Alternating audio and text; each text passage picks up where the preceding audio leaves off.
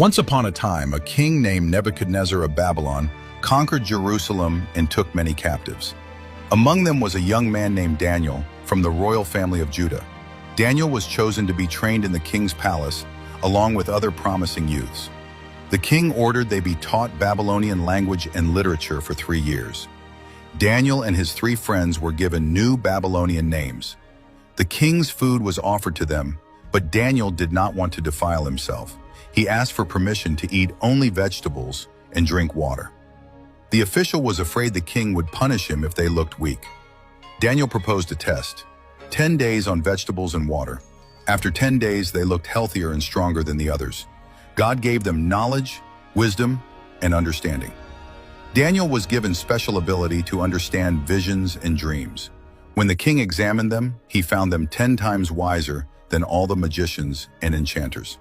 As the years passed, Daniel grew older and continued serving faithfully in the royal court. One night, King Nebuchadnezzar had a troubling dream that he couldn't remember. He demanded that his wise men tell him both the dream and its meaning. They couldn't do it, and the king ordered all the wise men be killed. When Daniel heard this, he asked the king for time to interpret the dream. Daniel and his friends prayed, and God revealed the dream in a vision. Daniel returned and described the dream to the king. A huge statue with a head of gold, chest of silver, belly of bronze, legs of iron, and feet of iron and clay. A stone not cut by human hands struck the feet and shattered the statue to dust.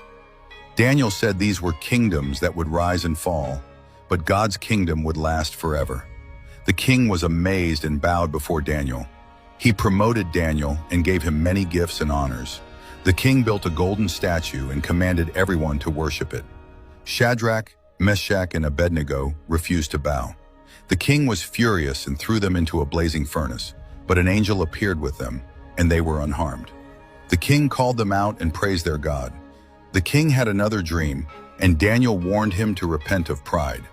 But the king became proud and claimed credit for his kingdom. A voice from heaven declared judgment, and he lost his sanity. He lived like an animal in the wild until he looked to heaven and praised God.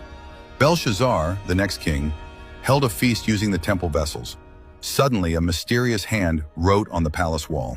Daniel was brought to interpret the writing.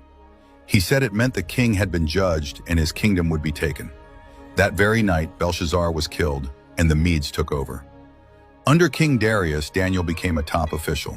Jealous officials plotted against him and convinced the king to make a law: no prayer to any god but the king. Daniel continued to pray to God as he always did. He was caught and thrown into a den of lions.